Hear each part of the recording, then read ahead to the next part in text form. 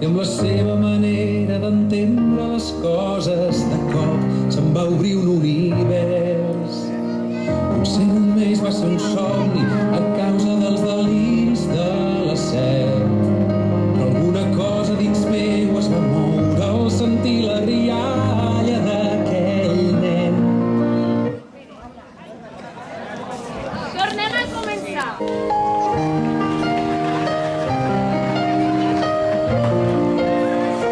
I així és com ho recordo, va ser un nen que estava perdut al desert i amb la seva manera d'entendre les coses de cop se'n va obrir un univers.